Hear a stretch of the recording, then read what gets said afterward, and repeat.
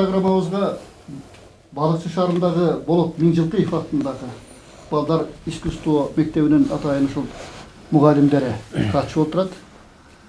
Мына Мелис алгача сөздү баштасак, биринчи. Ушул эми балдар ушу искусство мектебинде силерде кандай бөлүмдөр иштейт? Мына өзүң ушу комуздан сабак берет турбайсыңбы?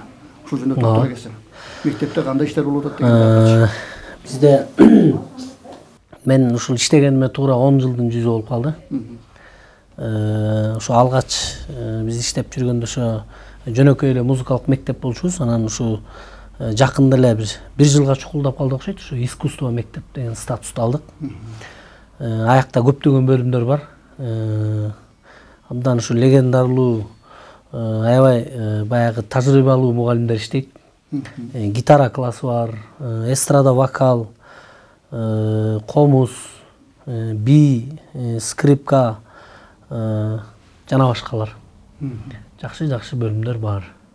Балдар көп да, ооба, балдар көп. Анан мен 2010-жылы жаңы иштеп жүргөндө ушул комузга кызыгуулар абдан азыраак болчу. Анан Балыкчы шаарында ошо мен жаңы студент болуп, жаңы ошо эмгек жолду баштаганда 10 мектепти кыдырып, ар бир мектептерге ошо баягы жарыя катары ушу комуз жаңы класс ачылды. Шаардагы Балыкчыда жаңы мугалим келди деп баягы өзүмдү жарнама түрүндө ушундай жазып кылгам да. Анан ошол кезде ошол азыр ошо ойлонсом ошо 10 жыл мурун азыраак экен.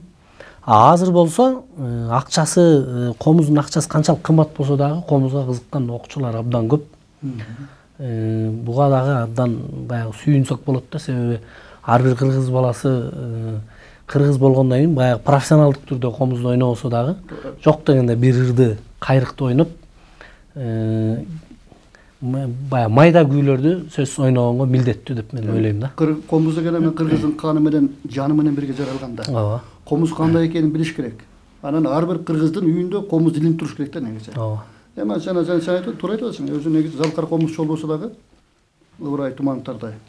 Бирок ошо сен айткандай жок дегенде бир кайрыкты чертип бирдап комуз илинип турса, ушул кыргыздын үйү экенин айтат да, туурабы? Башка кыргыздын кыргыздан экенин бир аныктап тастыктап турат дейм да. Туурабы? Анан эми мынакей сен өзү комуздан сабак бересиң. Окуучуларга ушул комузду үйрөтүү маселеси кандай негизи? Комузду үйрөтүү маселеси бизде ошо качтан келет окуучулар?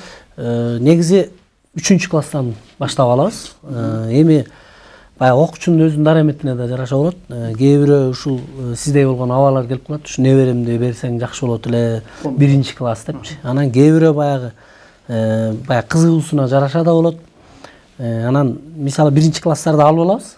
Алып алганда кичине баягы кыйынчылыкты жаратып коет. Себеп дегенде ал өзү 1-класс болуп, тамганы таанып аткан кезде анын үстүнө дагы нотаны үйрөтүш, комузду баягы туура кармабай эрежелерин үйрөтүш себеби кыйынчылык абдан туулуп калат да. Себеп дегенде тамганы билбей ушундай болуп барат. Анан ошон үчүн бизде атайын ушундай коюлган 3-класстан баштап туура, себеби уже 3 жылда ар бир бала тамганы өзүн баягы жакшы өздөштүрүп кетет дагы. Анан андан ары ошо комуз тууралуу маалыматты анан баягы ноталар дагы туура кабыл алат. Комузду мурда биздин ата бабаларда келаткан салт да негизи үйрөнчү. Алар баягы комуз черткен устаттарынан комузду үйрөнгөн шакирттери. Туурабы? Анан кийин ал убактарда нота деген болгон эмес. Жөн эле бир чертүү менен гана өзүнүн баягы уу сезим менен куйма кулактап коебуз го бизде. Анан ошол менен кабыл алганда жүрөгүнөчү. Анан ошону кайра кайталап чертип берип, анан баягы эми комуз деген ошол өзү өнөр дүйнөсүнө кызыккан кишилер да. Азагына көрөнгөсү бар дегенде дарамети бар адамдар чыккан да негизи. Анан эми азыркы кийинки мезгилдерде мектептерде мына Нурак Абдрахмановдун ноталары кирди. Сиздер ушул окутуу. Ушул оңоюраак болобу же мындай өзүнчө куйма кулак катарын өзү жүрөгү менен кабыл алган жеңилирээк болобу? Бизде ошо бизде искусство мектебинде биздин улуу агайыбыз бар, Максут деген агай. Ошол агайыбыз ошондой нотасы жок эле. Баягы угуу сезимне куйма кулак дейсизби сиз? Ошол аркылуу үйрөтөт да. Анан негизи бул менин оюм, өзүмдүн жеке оюм. Баягы экөө тең керек да негизи. Бирок нотаны да билиш керек, себеп дегенде баягы диплому жок артист деп коет го. Ошону сары бул нотаны билген баягы тамганы билгенге барабар да. Ар бир сөз нотаны билген киши жакшы болот. Баардык күй болобу, ыр болобу. Баягы нота бетин ачып, комузду туура бурап, кайсы позициядан ойнолот, ойноп кете алат да. Жана угуу сезим менен орусча айтканда слух менен дагы алдан нерсе жакшы. Баардык баягы жакшы көрөнгөсү бар кишилер. Ар жактан өзү баягы өзүнүн баягы талантын алып кетет да. Ошондой. Комузда чертпен ыкмалар бар да, туурабы? Ооба. Сөймө менен чертүү, бармак тырмагын илип кетүү дегендей ушул. Биз окуучуларга үйрөткөндө ошо 1-класска келгенде эле, негизи 5 жыл окуйт бизде музыкалык мектепте. Биринчи комуз тууралуу маалымат беребиз сөзсүз түрдө. Ооба. Анан эң биринчи комузга олтуруу тартиби, эрежелери, комузду туура кармоо, жана башкалар. Андан кийин майда күйлөрдөн көнүгүүлөр жасатып, колдорду анан ошентип акырындан кетет. Анан эгерде окуучу өзү баягы таланты жакшы болуп, шыктуу болсо, албетте программаны эртерээк кууп, эртерээк чоң күйлөр көтө беребиз. Мына өзүң көрдүң го, көчмөндөр оюнунда 1000 комуз иштеп чыкпадыбы? Мына ошондо Машботой чертип чыгып, кыргыздардын жүрөгүн ыйлатты. Өзүнөн эле жаш чыккан жок, жүрөгүндө ыйлаткандар болду да. Ушундай бир сезимди адамдардын козгоп койду да негизи. Демек комуздун керемети, комуздун касиети ушундай экени көрүнүп турду. Ооба. Мына ага өзүң да катыштың. Ооба, биз сөзсүз түрдө биздин мектептен 5-6 мугалим жана ошондой эле биздин мектептин алдыңкы баягы конкурстарга жакшы катышып, таланттуу окуучулардан да алып бардык. Анан баягы ачыгын айтып коюш керек, биз дагы ошо көчмөндөр оюну болот экен, ушундай 1000 комуз чыган Машботой ойнойт экенбиз дегенде, эми аякка барып эмне кереги бар деп мен өзүм ушундай болгом да. Кайдыгер. Баягы кайдыгер карапчы. Аякта эми ушу күндүн ысыгында жүрөт экенбиз да, күндө репетицияда депчи, ачык сөз. Анан барып бир 3-4 күн биринчи репетиция кылдык. Пансионатта жатып, Кыргызстанда болгон комузчу, болгон окуучунун баары келишти. Анан сиз айткандай, ошо 1000 комузчунун баягы катарын толуктадык. Ойноп, Машботойду ойноп бүткөндөн ошол жакта стадион элдин баары кол чапканда ошо аябай сүйүндүм да мен дагы. Чын эле рас эле келиптирмин деп. Анан чындыгында ошол аябай кыргыз болуп жаралып калганыбызга абдан баягы Кудайга 1000 мерте шүгүр кылып аябай келиптирдим да.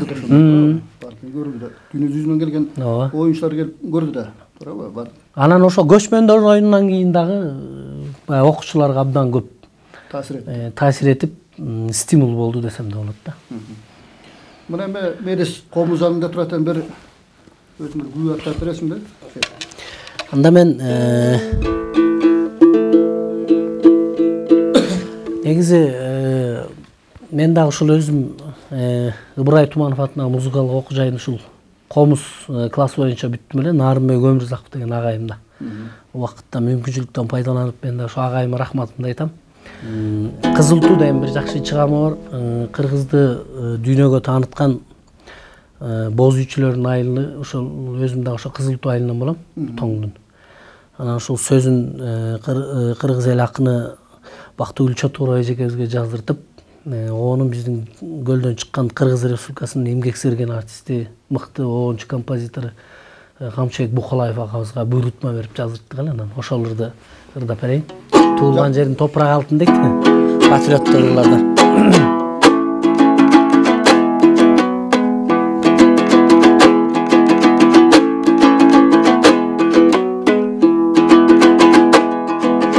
Толкуну эркемүнө сысы көлүм, тоң кичим экенибиз менин сенин, кыргызды тартышкан атактуу манасчылар чыккан элим, Ысы көл кыласында ырыстуу элим барда, ынтымак болсун бекем ыр менен даңктаганга. Ысы көл кыласында ырыстуу элим барда, ынтымак болсун бекем Кызыл туу айылында.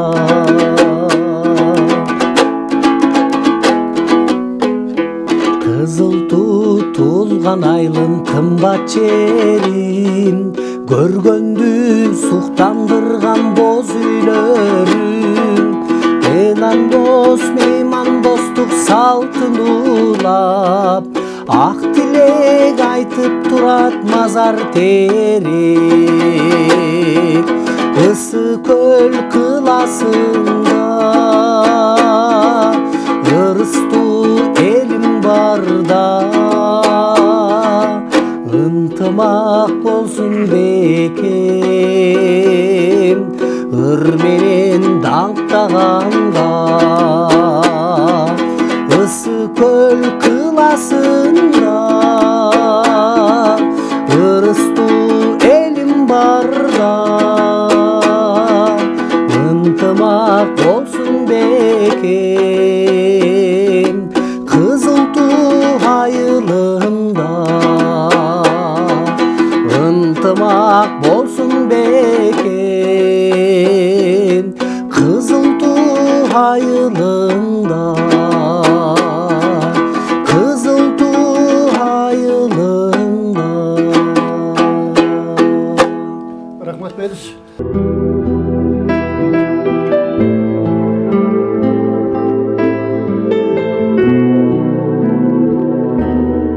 Sizler dagы ушул жогоруда Мирис Абаңар айткандай бир чогуу иштейт экенсиңер мектепте, балдар искусство мектебинде Балык шаарындагы.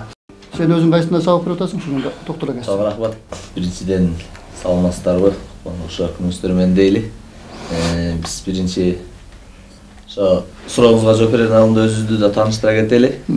Биз Көл Өрөн Тоң районунда Четинди деген айылдан болобуз. Кичинекей бир айылыбыз бар. Ошол учурда Балык шаарында байкебиз айткандай, ушу байкебиз менен ата-энебиздин жолун жолдоп, жалпыбыз ошол жерде балдар музыкалык мектебинде эмгектенебиз. Искусство мектебинде. Сенде ата-энелериң бияктан бүтүп кеткен экен да, бизде Ыбырай түмөн абагындагы Каракол шаарында музыкалык окуй. Экөө тең ушу биздин Каракол шаарындагы музыкалык окуу жайын аякташкан. Жакшы. Таланттар экен. Учурда ошо биздин Балык шаарыбызда алар дагы биз менен чогуу эмгектенишет. Үй бүлө. Чогуу барабыз. Жинастырып турбайбы? Үй бүлөлүк ансамбль. Ансамбль. Ошондой. Анан эми сен өзүң окшор эмнеден сабак берип атасың? Мен өзүм айтканда, кыргызчалап айтканда жел кыяктап коет, же болбосо аккордеондон сабак берип атабыз. Үйрөтүү кандай балдарды? Үйрөтүү Кудайга шүгүр жакшы. Эми мындай комузга караганда кичине кыйыныраак экен чындыгында. А болбосо жакшы. Эң башкысы бала ошо үйрөнүп аткан окуучу кызыкса эле алып кетет. Эми жогоруда айтпады, бөлүмдөрдү айттыңар, силерде бар экен. Анан кийин жанагындай ооз комуз деген бар, чыгач комуз деген бар, кага турган негизичи. Мына ошо бөлүмдөрдө киргизилген да бар экен ошол жакта. Эми киргизилген бирок неме да мындай ар бир баланын биз балдарга же болбосо окуучуларга мынтип кыйнап окута албайбыз. Ошого келген баланы кана кабыл алып, өзүнүн каалоосу менен. Аны кыйнасаң деле баары окуй албай атат. Анан чыкпайт да негизи, туурабы? Көңүлү өзүндө бир ар жагында талант болуш керек да. Дери деп коебу. Мына эми аккордеон кармап турасың, кайсы ырдап берейин деп атасыңарбы? Биз эми иним экөөбүз атайын чогуу келгенден кийин чогуу ырлардан ырдап берип туралы. Дуэт катарында. Турган иним болот. Сиздер үчүн нарындан чыккан Камчыбек Жусупов деген агайыбыз бар. Ошол агайыбыздын Кусалык деген чыгармасы бар. Эл жерибизди Месбек мырдап кетпеди. Анан экөөбүз тең бойдокпуз, сүйүү жөндөп.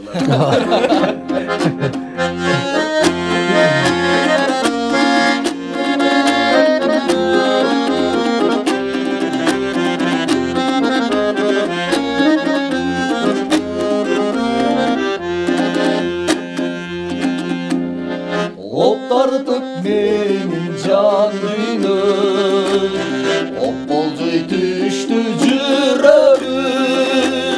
Оюмдун баары сиз болуп, ай сиз болуп. Орулу жандай жүрүпмүн. Оюмдун баары сиз болуп, ай сиз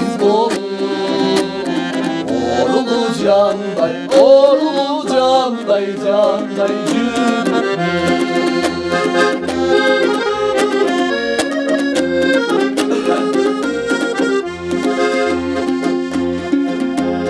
Ünümüz çıksa bal bolup Ubayım tartıp kıynalam Kay yerden sizni gördelim Siz ay gördelim, ay gördelim Kapıraymunca beni kıynalam Kay yerden sizni gördelim Ay siz ay gördelim, ay gördelim Kapıraymunca beni kıynalam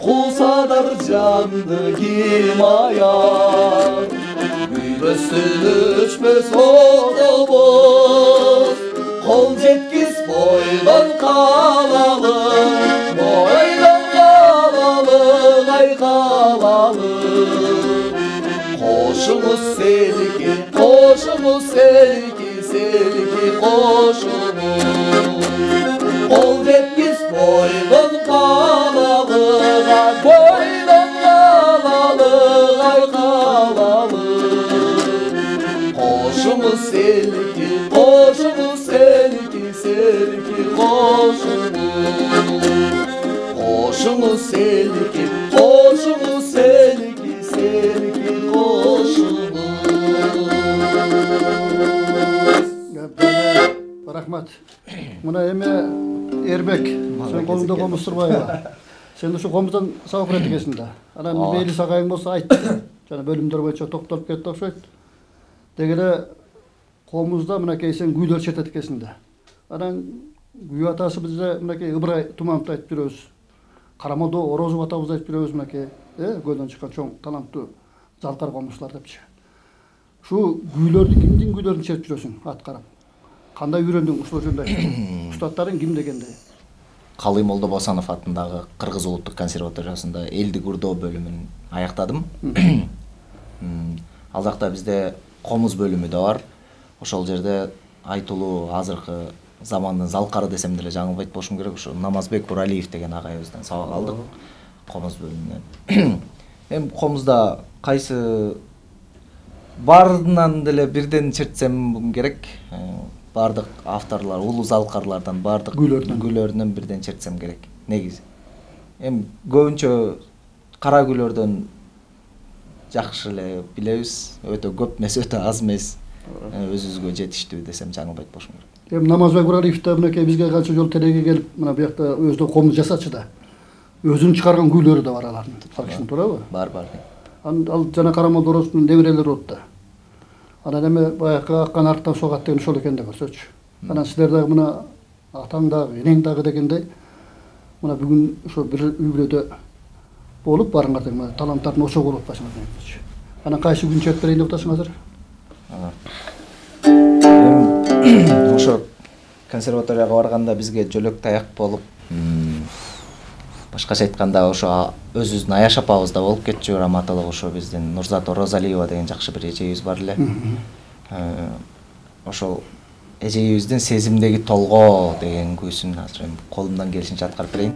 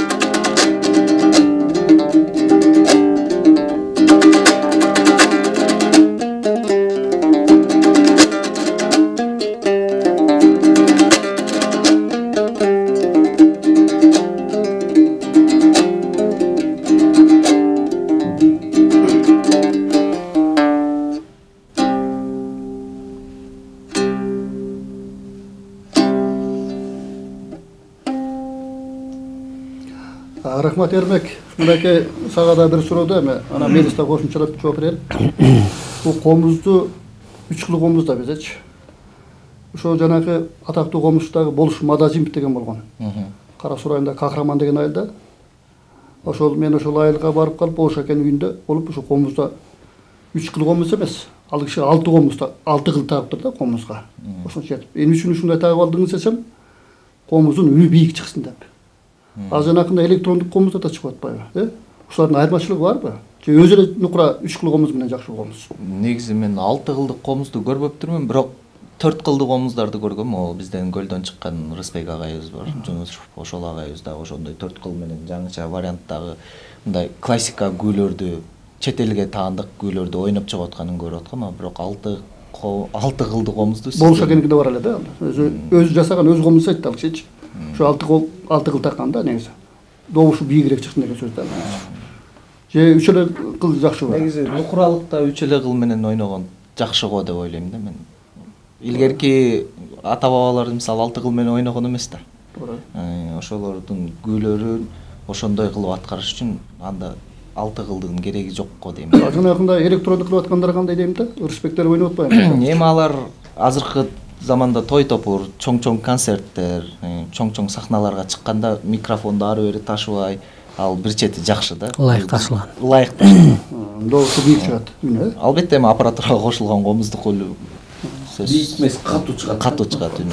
Үнүндө өзгөрүү болбосо керек деп ойлойм, микрофон кошулса деле. Күүлөрдө? Албетте. Эми бул комузда ошо ойлой беришет. Биягында эле мисалы микрофон туруп калса эле ушу электронный депчи. Комуз ошол эле болот. Болгону эле жана орусча айтканда дистанционный деп коет. Шнуру жок. Ошо бияка микрофонду коет дагы. Анан эле тиякта антеннасы ошо пультта болот аппаратурада. Мына могу сиздердин моун эле бир түрү. Ушул эле ушул комузга баардык аспаптарга ылайык ташылган микрофон да. Бар да. Ошо менен ойной берет. Бирок мен өткөндө кимдикин көрдүм? Назбектикин. Ал болсо биягына эме кылып жазып алыптыр. Штекер кылып гитарага атайын сайма кылыпчы, ошондой кылып жазып алыптыр. Үнүн көтөрүшүн. Туура, эми ошондо бийигирээк чыгат экен да. Анан эми комузду айтып жүрөбүз. Комуз чапкандар көп деп жүрөбүз биякта. Жанагы Намазбек мына Уралиев азыр жасап жүрчү да, ал эми Бишкекте болуп, анын баласы жасап калды азыр. Анан биякта дагы белгилүү ырчы бар, анан комуз да черте билчи, анан сабакта берген биякта Ботбай Куланбаев деген. Ал кишилер мына өзү комуз чап, элге берер эле да комуздарды тартуулапчы. Анан эми комузду жасаш мына жыгачтан жасалат да негизичи. Мактап айтып жүрүшөт, өрүк комуз жакшы, кара жыгачтан чабылат деп, алмадан чабылат деп. Кайсысы жакшыраак негизи комуздун чабышы? Эми негизи өрүк комуз эле жакшы. Өрүк комуз. Өрүк комуз эле жакшы. Анан эми берки эми баягы бардык нерсени баягы кесир кылганда болбойт. Негизи комуздун баары өзү жакшы. Бирок баягы колдон келсе өрүк комуз үндүү жакшы, өзү дагы баягы укамдуу чыгат да.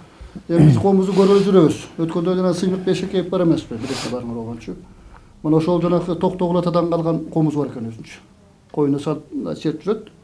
Бирок биздин комуз чындыгында ага караганда бийигирээк. Мун Токтогул атанын чапкан комуздун жарымындай да бар экен. Чепкен илгер чепкен кийишкен, чепкен чөнтөгүнө салып коюп эле, анан суура коюп комузду койнунан алып чыга калып деп ошол сөздөн чыккан экен да. Ал комузда айырмачылыгы деле жок го дейм. Мен ошо Сыймыкбай менен деле ошо чыгармачылыкта гастролдо көп жүрөм. Комузун көрдүм. Анан ал комуз менен да ойногом. Болгон эле ошол бул баш жагы эле кичине мындай ийилип турат экен. Анан биякта баягы гриф деп коет, бизде моюну деп коет. Ушундай эле, эч кандай айырма жок. Кылгыякка окшоп кетет да. Ооба, кылгыякка чыгып. Кылгыякка окшоп кетет. Ооба, мындай болуп кетет. Атайын кооздоп жасап койгон да, жакшы. Дизайн деп коет да эми. Бирок негизи бул комузга караганда алар ошо кичине баягы легендаралуураак комуз болуш керек деп ойлойм, дизайны.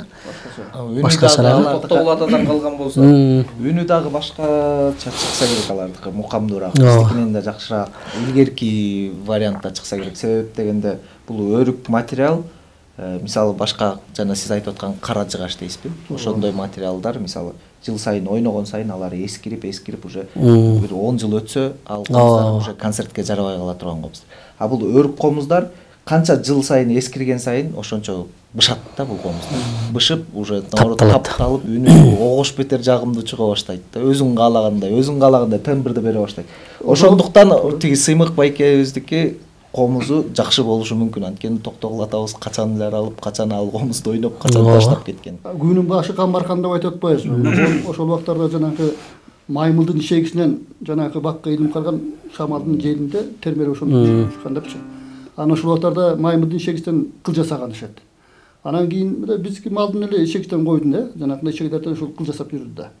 Азыркы кылдар башкача да, туурабы? Албетте, мен агайым айтып калчумун, ошо ичегиден жасабайлыбы агай деп. Мен өзүм сабак өтүп атканда кичине отуруп көп сүйлөгөн бала элем. Азыр просто үчөөңөрдөн мага сөз артпайт.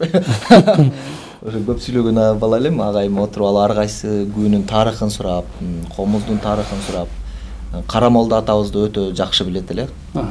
Ошо анан мен сурадым, малдын ичегисинен жасалат деп уктум эле агай. Ошону жасап тагып ойноп көрбөйлү десем, ал мурун эле одноразовый дейт, мындайча айтканда. Бир күнү до конца чыксаң чыктың, чыкпасаң жок дейт, үзүлүп калат дейт. Айла жок, анан мындай жибекчипке өтүп кетишипти биздикилер азыркылар. Бул бышык. Бышыгыраак. Эми Эрбек дагы бир эме күйгө кезек бербейлиби өзү? Кыялым деген бир Нурзат эженин өзүнүн кыялын жазган бир күйсү бар, ошону колумдан келишинче тартуулайм.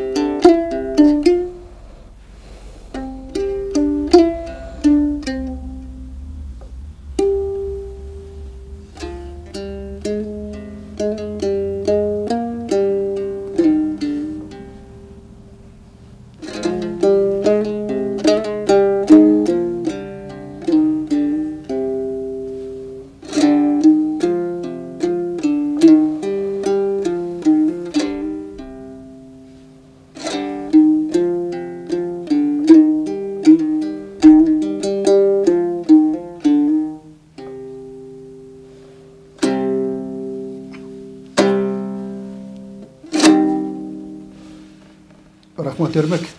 Мына келечек эми жана жогоруда сөз кылып калдык ата-энелерден депчи. Ата-энелер ушул аспаптарды ойнойбу? Ооба. Чыгырдайбы?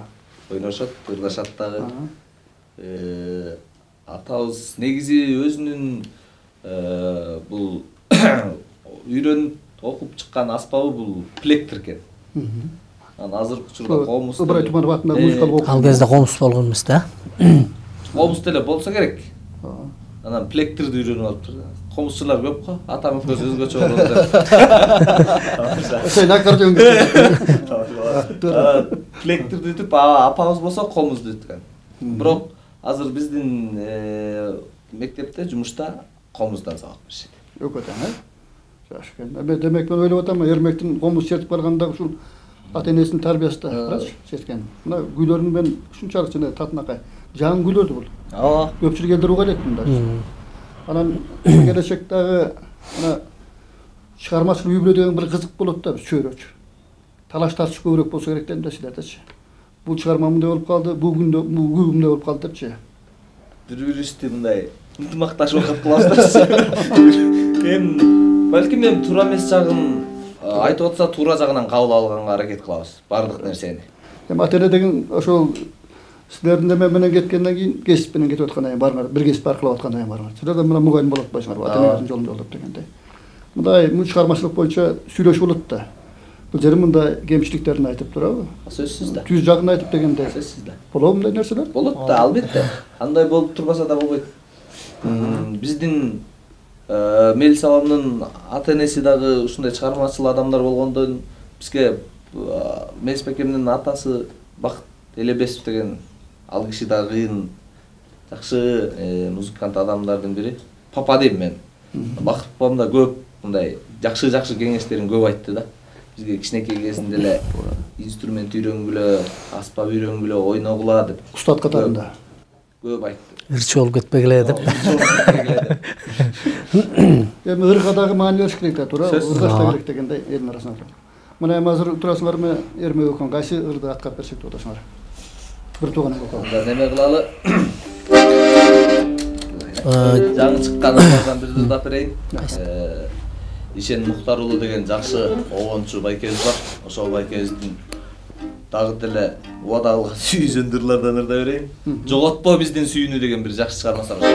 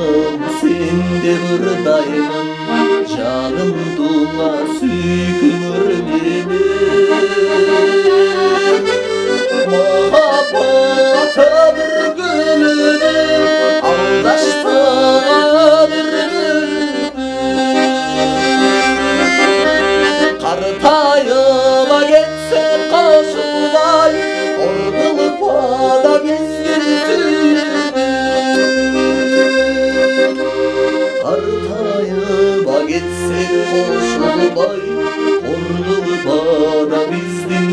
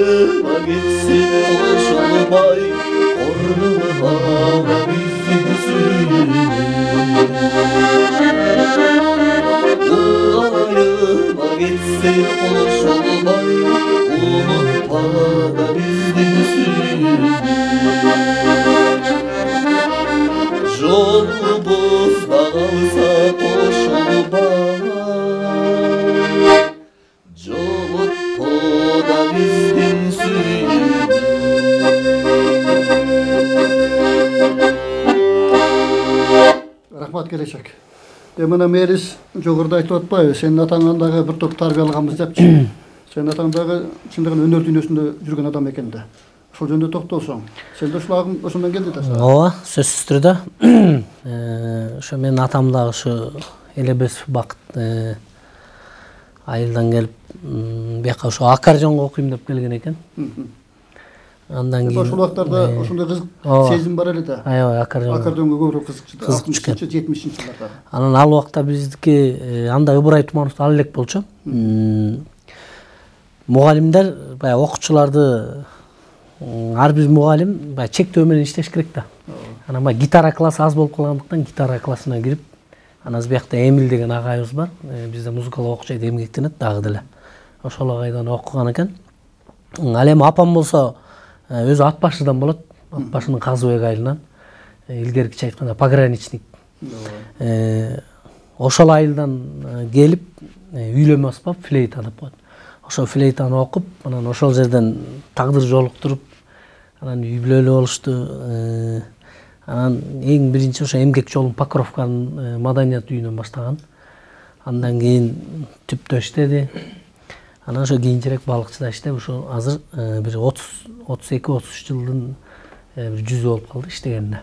Азыр дагы ушул атам музыкалык мектепте гитарадан сабак берет. Баягы апам болсо баягы үйлөмө аспап бөлүмү жок болгондугуна байланыштуу.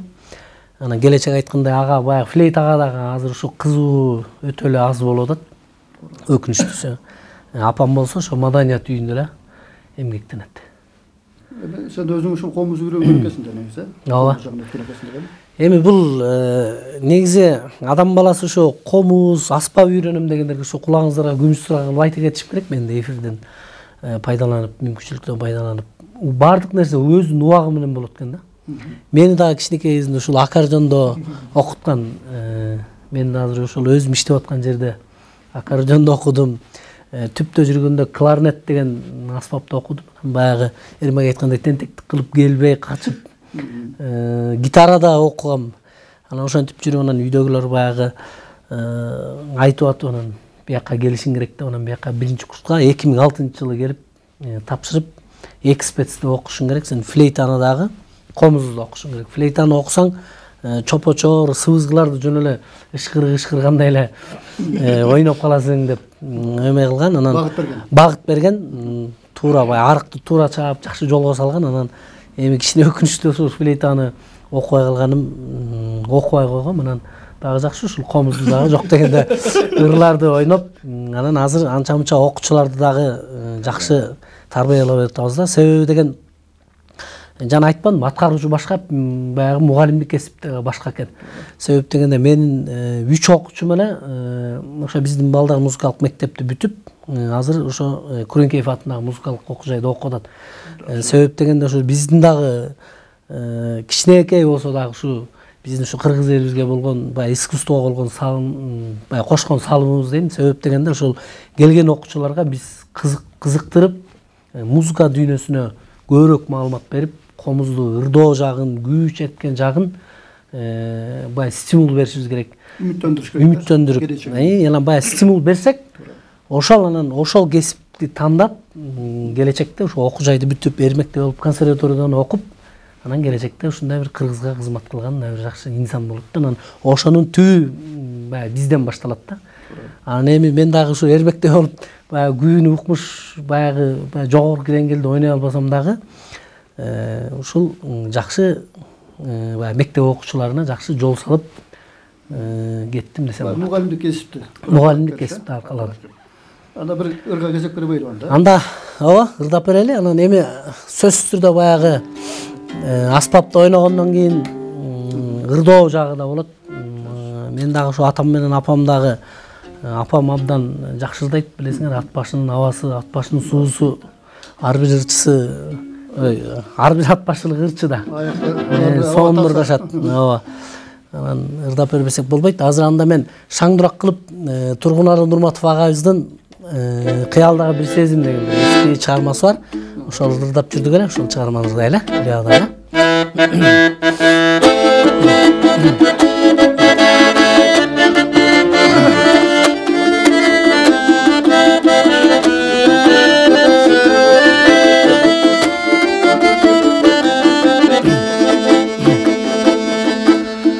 камыштын дилдирегиндей, какындын үлбүрөгүндөй, кыялда турат бир сезим, төгүлүп барып төгүлбөй. Арзыбай туруп ханыма, ак сүйүү арнабагыла, алсаңар мейли абирок, кол менен кармабагыла, кол менен кармабагыла.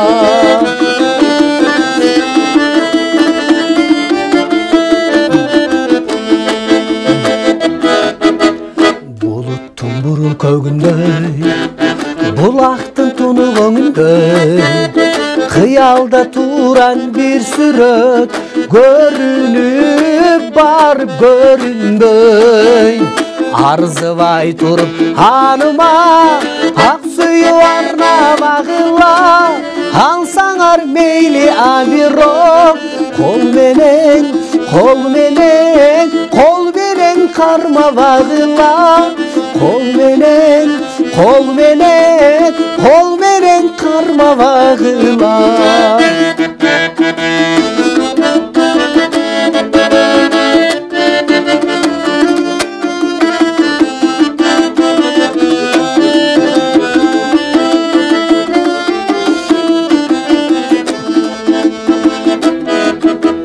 Чыгыштын бурул таңындай, чымчыктын балапанындай, чепчиктен келип бир обон, жаңырып тура жаңырбай. Арзыбай туруп ханыма, ак сүйүү арнабагыла, алсаңар мейли абирок, кол менен кармабагыла, кол менен кармабагыла, кол менен кармабагыла.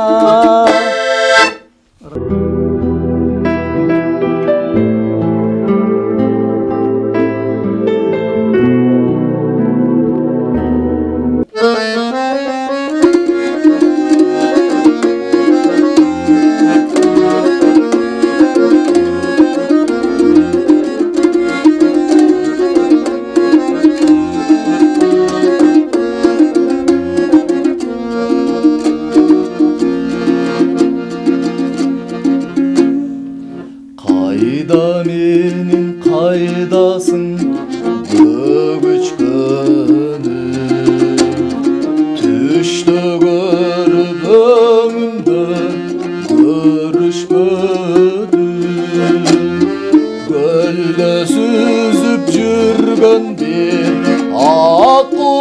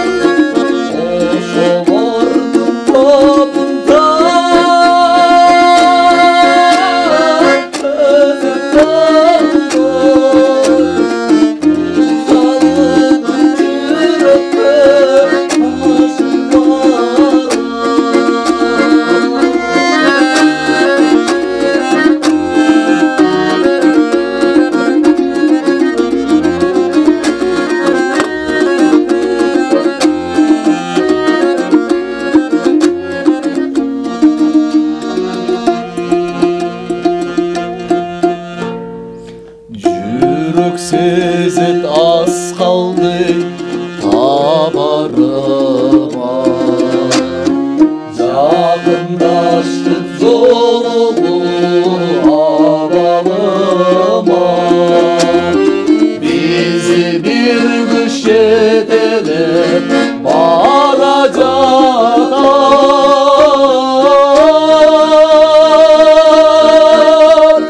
Mahabatın zaşıl cenarlarına bizi bir güç yetenek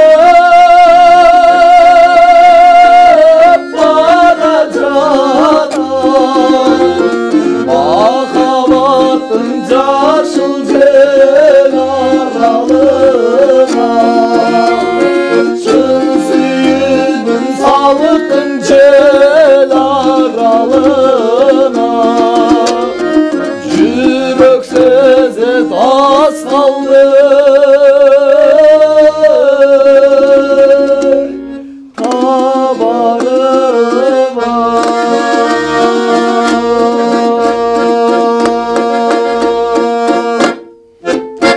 Рахмат эми. Мына урматтуу телекөрүүчүлөр, жогоруда сиздер Балыкчы шаарындагы Болот Миңжилкиев атындагы балдар искусство мугалимдеринин чыгармачылыктарына ортоктош болдуңуздар. Эми сиздерге дагы мындан ары чыгармачылык ийгиттерди каалайбыз. Чыгармачылыгыңыздар өркүндөй берсин. Аман болуңуздар дайыма. Рахмат.